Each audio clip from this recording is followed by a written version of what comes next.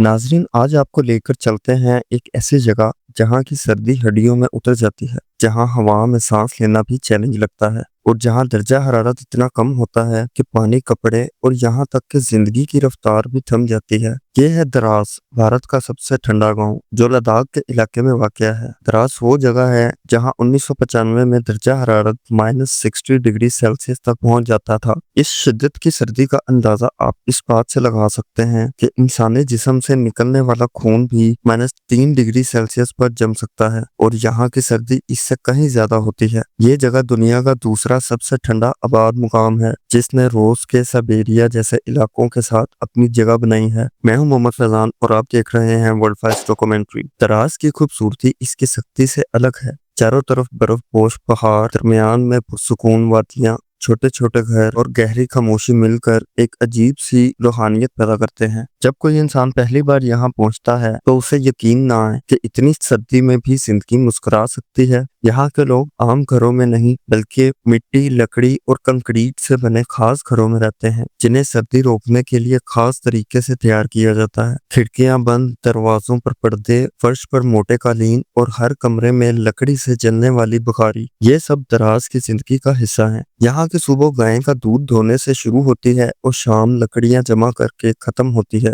गाय का गोबर भी यहाँ बहुत कीमती होता है क्योंकि यही बुखारी में चलता है और सर्दी से बचाता है। हर घर में खाने पीने का जखीरा महीनों पहले कर लिया जाता है क्योंकि सर्दियों में यहाँ सब कुछ बंद हो जाता है। पानी भी नदियों या नलकों से नहीं बल्कि खास हैंडपंप से हासिल किया जाता है, जिसे फोम से लपेट कर ठंड से बचाया जाता है। बाहर अगर पानी जमीन पर डाल दें तो वो फौरन जम जाता है। कपड़े अगर धोकर बाहर डाले जाएं तो वो भी बर्फ की तरह सख्त हो जाएं। ऐसा लगता है जैसे किसी ने कपड़ों को कंक्रीट में बदल दिया हो। इस ठंड में बच्चों की तालीम भी जारी रहती है। स्कूल बंद हो या ना हो, ट्यूशन क्लासेस जरूर चलती हैं। बच्चे सड़क पर आइस हॉकी खेलते हैं जैसे हमारे शहरों में बच्चे क्रिकेट खेलते हैं। इनके चेहरे पर मुस्कुराहट होती है, हालांकि नाक से सांस लेना भी मुश्किल हो जाता है। इन बच्चों को देखकर अंदाजा होता है कि सर्दी कितनी भी हो, जिंदगी अपनी रफ्तार से चलती रहती है। द्रास के लोग ना सिर्फ कुदरती सर्दी को बर्दाश्त करते हैं बल्कि इस पर फख्र भी करते हैं। वो कहते हैं, हम दुनिया के दूसरे सबसे ठंडे इलाके में रहते हैं और हमें इस पर नाज है। यहाँ का एक और खास मंजर है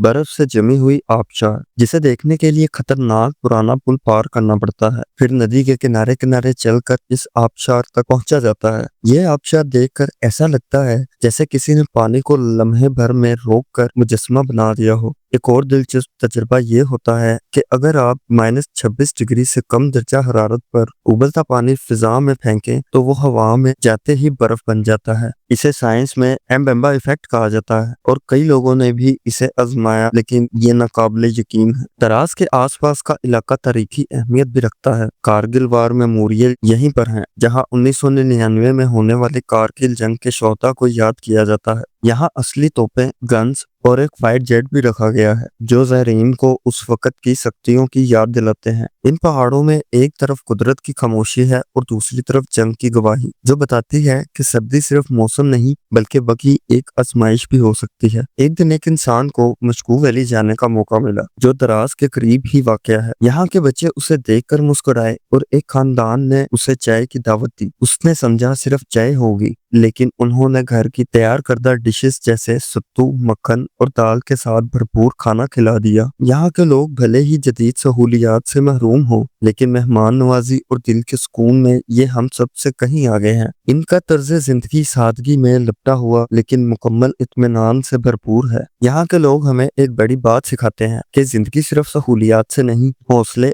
मेहनत और मस्बत सोच से बनती है। द्रास में रहने वाले लोग हमें ये सबक देते हैं कि अगर नीयत और नजरिया दुरुस्त हो तो जिंदगी किसी भी मौसम में खूबसूरत हो सकती है। हम शहरों में मामूली मौसम बदलने पर परेशान हो जाते हैं और ये लोग -40 डिग्री सेल्सियस की रातों में भी बुखारी के गिर्द बैठे चाय पीकर मुस्कुरा रहे होते हैं। अगर आपको ये वीडियो पसंद आई हो तो लाइक, शेयर और चैनल को सब्सक्राइब करना ना भूलें। मिलते हैं अगली वीडियो में, तब तक के लिए अल्लाह हाफिज।